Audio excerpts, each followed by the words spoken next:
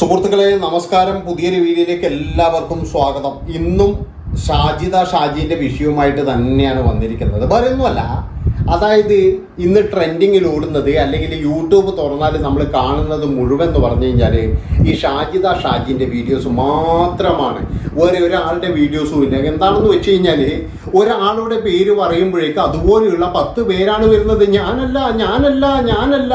അതായത് ഏതൊരു ജസ്നന്റെ പേര് പറഞ്ഞപ്പോഴും നമ്മുടെ കൃഷ്ണന്റെ താത്ത വരുന്നു, അതുപോലെ തന്നെ വേറൊരാൾ വരുന്നു, ഞാനല്ല എന്ന് പറഞ്ഞിട്ട്.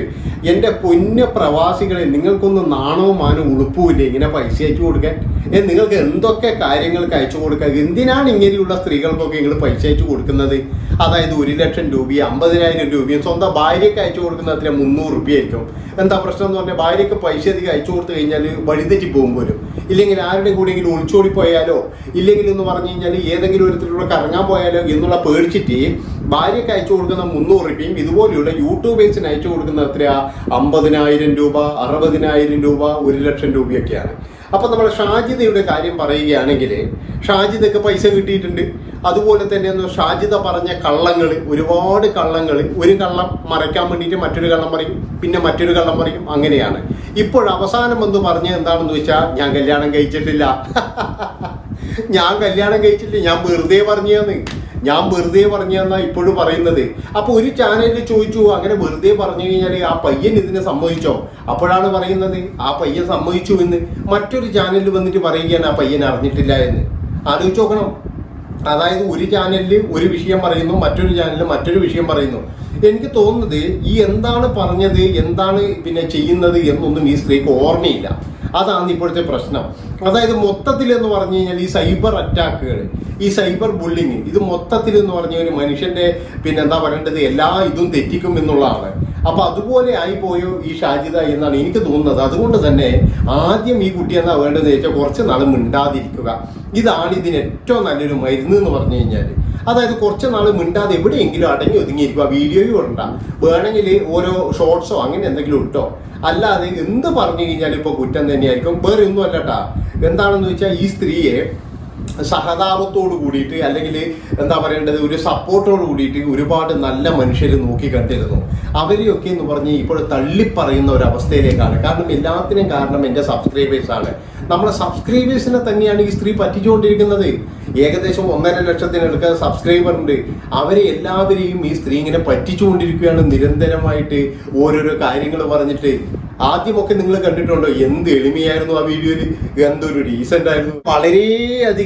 വളരെയധികം എളിമയോട് വന്ന് സംസാരിച്ച്, അതുപോലെ തന്നെ എന്ന് പറഞ്ഞാൽ എനിക്ക് പിന്നെ 5 മക്കളുണ്ട്, 5 പേരും അങ്ങനെയൊക്കെ സംസാരിച്ച ഈ ഷാജിദ ഒരു സുപ്രഭാതത്തിൽ വന്ന് പറയുകയാണ് ഞാൻ വിവാഹം കഴിക്കാൻ പോവുകയാണ്.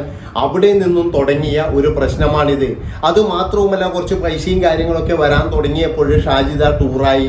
പിന്നെ എന്ന് പറഞ്ഞു കഴിഞ്ഞാൽ കുട്ടികളെ, അതായത് പിന്നെ ആദ്യമൊക്കെ കുട്ടികളെ പറയുന്നുണ്ടായിരുന്നു, പിന്നെ എന്ന് പറഞ്ഞാൽ കുട്ടികളെ ഒന്നും പറയാറേ ഇല്ല. പിന്നെ എന്ന് പറഞ്ഞാൽ ഷാജിദ പറയുന്നതൊക്കെ എന്ന് പറഞ്ഞാൽ അവരുടെ കല്യാണ കാര്യങ്ങളും അതുപോലെ തന്നെ എന്ന് പറഞ്ഞു കഴിഞ്ഞാൽ അവരുടെ വിശേഷങ്ങളും മാത്രമാണ്. അതിനിടയിലാണ് ഈ റൂഫ് എന്ന് പറയുന്ന ഒരു ചങ്ങായി വന്നിട്ട് ഉള്ള കാര്യങ്ങൾ മുഴുവൻ എടുത്തിട്ട് വെളിയിലിട്ടത്. അതോടുകൂടിയിട്ട് എന്ന് പറഞ്ഞു കഴിഞ്ഞാൽ ശരിക്കും നിൽക്കക്കള്ളിയില്ലാതായി എന്ന് തന്നെ പറയണം. ഇനി എന്തൊക്കെ പറഞ്ഞു കഴിഞ്ഞാലും അവിടെ എന്തോ ഒരു ചതി നടന്നിട്ടുണ്ട് എന്നുള്ളതിൽ യാതൊരു സംശയവുമില്ല. അരിയാഹാരം കഴിക്കുന്ന എല്ലാവർക്കും മനസ്സിലാകും അവിടെ ഒരു ചതി നടന്നിട്ടുണ്ട്.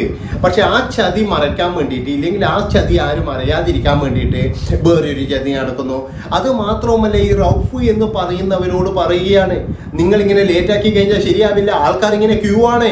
അതായത് കെട്ടു എന്ന് പറഞ്ഞിട്ട് ക്യൂ ആണ്. അല്ലടോ, ഈ പ്രവാസികളാണെന്നാണ് പറയുന്നത്. ഇവർക്കെന്താ തലക്ക് ഓളമില്ലാണ്ടായി പോയി പ്രവാസികൾക്ക്. ഇവർക്കെന്ത് ഈ ലോകത്ത് ഒരാളെ മാത്രമേ കെട്ടാൻ കണ്ടിട്ടുള്ളൂ. ആരെങ്കിലും ഒരാൾ വന്നിട്ട് ഒരു വീഡിയോയിൽ എന്തെങ്കിലും പറയുമ്പോഴേക്കെന്ന് പറഞ്ഞു കഴിഞ്ഞാൽ അങ്ങോട്ടങ്ങ് ചാടി അങ്ങ് വീഴലായി.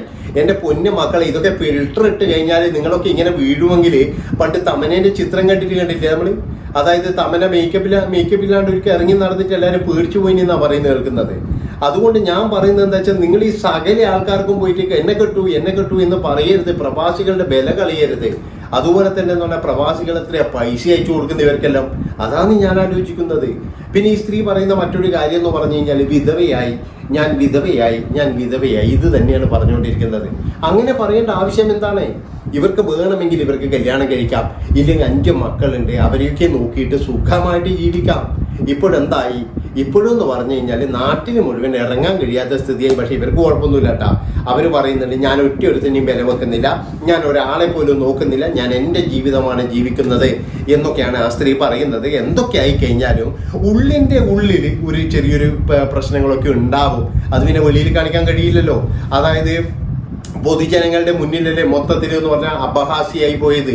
അതൊക്കെ എന്ന് പറഞ്ഞാൽ ചാനലിൽ പോയിട്ട് ഇന്റർവ്യൂ കൊടുത്തുകൊണ്ട് മാത്രമാണ്. പല ചാനലിലെന്ന് പറഞ്ഞാൽ അവർ ചോദിക്കുന്നതിനെല്ലാം അങ്ങനെ എടുത്തെടുത്ത് മറുപടി കൊടുത്തു. ഇതൊക്കെ എന്ന് പറഞ്ഞു കഴിഞ്ഞാൽ നടന്ന സംഭവങ്ങളുമാണ്. അവസാനം ഈ 26 വയസ്സ്, അതാണ് അവിടെയാണ് പെട്ടുപോയത് എന്നുള്ളതാണ്. ഏതായാലും റൗഫിനത്തെ കല്യാണം കഴിച്ചിട്ടുണ്ടെങ്കിൽ വലിയ പ്രശ്നമൊന്നും ഇല്ലാണ്ട് പോവായിരുന്നു. പക്ഷേ എങ്കിൽ 26 വയസ്സുള്ള ആ ചെറുക്കനെ കെട്ടാൻ നോക്കി, അതൊരു വലിയൊരു പുലിവാലായി. അവൻ്റെ വീട്ടുകാരും നല്ല സ്ട്രോങ് ആണെന്നാണ് എനിക്ക് തോന്നുന്നത്. കാരണം ഈ നിക്കാഹും കാര്യങ്ങളൊക്കെ കഴിഞ്ഞ് അവൻ ദുബായിൽ എത്തിയപ്പോൾ മുതൽ അവൻ്റെ അളിയന്മാർ മുഴുവൻ ഇവരന്വേഷിച്ച് നടക്കുകയാണ്. ഇനി ഇവനെ കടയിൽ പോലും കയറ്റൂല എന്നാണ് പറയുന്നത് കേൾക്കുന്നത്. അങ്ങനെ ആകുമ്പോൾ ഇവന്റെ പണിയും പോകും, പൈസയും പോകും, എല്ലാം പോകും. അപ്പൊ അതൊക്കെ പോകുന്നത് കൊണ്ടാണോ എന്നറിയില്ല. ആ ചെങ്ങായി ഇപ്പം മുങ്ങിയിട്ട് ഉണ്ടാവുക. ഏതായാലും എന്നാ പിന്നെ ഒരു കാര്യം ചെയ്യാം, ഞാൻ കല്യാണം കഴിക്കുന്നത് വെറുതെ പറഞ്ഞു തന്നേന്ന്. ഏതെങ്കിലും ഒരു മനുഷ്യന്മാർ പറയുക വെറുതെ വന്നിട്ട് ഞാൻ കല്യാണം കഴിക്കുവന്നേ എന്ന് ഏതെങ്കിലും ഒരു മനുഷ്യന്മാർ പറയുമോ? അതുമാത്രവുമല്ല, ഒരു ചെറുക്കൻ്റെ പേരും കൂട്ടിയിട്ടാണ് പറയുന്നത്. അവൻ്റെ ജീവിതം എന്തായി? അവൻ്റെ ജീവിതം കൊഞ്ഞാട്ടിയായില്ലേ? അവൻ്റെ ജീവിതം ഇപ്പം പിന്നെന്താ പറയുക, നായ നക്കിയ പോലെയായിരുന്നു. അത്രയേ ഉള്ളൂ പറഞ്ഞ്. അങ്ങനെ അവനൊക്കെ തേഞ്ഞു കുത്തുവാളി എടുത്തിട്ടായിരിക്കും ഉള്ളത്.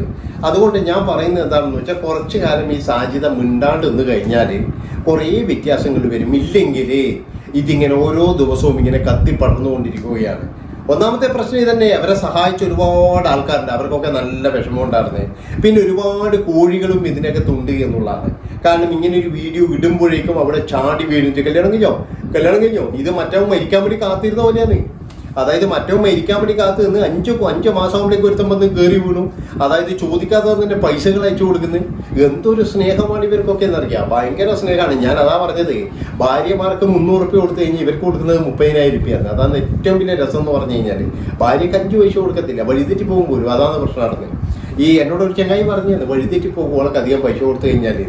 അപ്പം അങ്ങനെ എന്തൊക്കെ ആയിക്കഴിഞ്ഞാലും ഈ ഷാജി എന്ന് പറയുന്ന വ്ളോഗർ ഏതായാലും 2-3 ദിവസം കൊണ്ട് ഈ വിവാദം തീരുന്നാണ് എനിക്ക് തോന്നുന്നത്.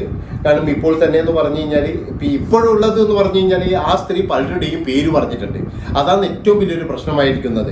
ഇപ്പോൾ ഒരു സ്ത്രീ കുറച്ച് നേരത്തെ മുമ്പ് ഒരു വീഡിയോ കണ്ടിരുന്നു, അവരുടെ ഫോൺ നമ്പർ വരെ വെച്ചിട്ടുണ്ട്. അവരുടെ ഫോൺ നമ്പർ വെച്ചതിന് അവർ ഭയങ്കരമായിട്ട് അതുകൊണ്ട് ഞാൻ കേസ് കൊടുക്കുന്നല്ല പറഞ്ഞിരിക്കുന്നത്.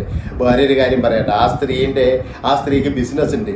ആ ബിസിനസ് ഉള്ളത് കൊണ്ട് തന്നെ അവരുടെ വീഡിയോൻ്റെ അടിയിലൊക്കെ ഫോൺ നമ്പർ കൊടുക്കാറുണ്ടെന്ന് അവർ തന്നെ പറയുന്നുണ്ട്. പിന്നെ ഷാജിത കൊടുത്തോണ്ട് തന്നെ കുറെ കോഴികളെ വിളി വരും. അതൊരു വലിയ പ്രശ്നം തന്നെയാണ്. കാരണം കോഴി എന്താ വെച്ചാൽ ഷാജിദക്ക് വരുന്ന വിളിയെല്ലാം ചിലപ്പോൾ എന്ന് പറഞ്ഞു കഴിഞ്ഞാൽ ഈ സ്ത്രീക്കാ വരിക. അതൊരു വലിയ പ്രശ്നം തന്നെയാണ്. അപ്പൊ ഇങ്ങനെ ഒരുപാട് പേർക്ക് ബുദ്ധിമുട്ട് ഈ ഷാജിദ ഉണ്ടാക്കിയിട്ടുണ്ട്. അതുപോലെ തന്നെ ഒരുപാട് പേരുടെ പേര് പറഞ്ഞിട്ടുണ്ട്. ഒരു തെളിവോ കാര്യങ്ങളോ ഇല്ലാതെ ഓരോരോ ആൾക്കാരുടെ, അതായത് എൻ്റെ കാമുകൻ മറ്റേ റൌഫ് പറഞ്ഞാണെന്ന് പറഞ്ഞിട്ട് പല പേരുകളും ഇവർ പറഞ്ഞിട്ടുണ്ട്. അതൊക്കെ എന്ന് പറഞ്ഞാൽ മറ്റുള്ളവരുടെ കുടുംബം തകർക്കുന്ന തരത്തിലാണ്. ഈ എന്തിനാണ് മറ്റുള്ളവരുടെ കുടുംബത്തിൽ കയറിയിട്ട് ഇങ്ങനെ കളിക്കുന്നത്? അവനോ ഇങ്ങനെയായി, ഇനി മറ്റുള്ളവരുടെ കുടുംബം കൂടി തകർക്കണോ? വെറുതെ എന്തിനാണ് സമാധാനത്തിൽ ജീവിക്കുന്ന, അല്ലെങ്കിൽ അവരുടെ വീഡിയോയും കാര്യങ്ങളും എടുത്ത് ജീവിക്കുന്ന ആൾക്കാരെ എന്തിനാണ് ഇതിൻ്റെ അകത്തേക്ക് വലിച്ച് പിന്നെ അഴിക്കുന്നത്? അവരവരുടെ ജീവിതം ജീവിക്കട്ടെ. അവർ ഈ ഷാജിയുടെ അടുത്ത് എന്തെങ്കിലും പറഞ്ഞിട്ടുണ്ടോ? അവരിനി ആരുടെയെങ്കിലും കയ്യിൽ നിന്ന് പൈസ വാങ്ങിക്കുന്നുണ്ടെങ്കിൽ അവർ പൈസ വാങ്ങിച്ച് കുട്ടടിക്കട്ടെ. ഉള്ളവനല്ലേ കൊടുക്കുന്നത്, അത്രയേ ഉള്ളൂ. പിന്നെ വിളിച്ചു പറയേണ്ടതാ മതി. എന്നെ ചതിച്ചു, എന്നെ വഞ്ചിച്ചു എന്ന് വിളിച്ചു പറയേണ്ടതാ മതി. അത്രയേ വേണ്ടു. അപ്പൊ ഇത്രയും പറഞ്ഞുകൊണ്ട് ഈ ഒരു വീഡിയോ ഇവിടെ വെച്ച് വൈൻഡപ്പ് ചെയ്യാണ്. അടുത്ത വീഡിയോ ആയിട്ട് വരാട്ടെ. ആരും പോകരുത്. നന്ദി, നമസ്കാരം.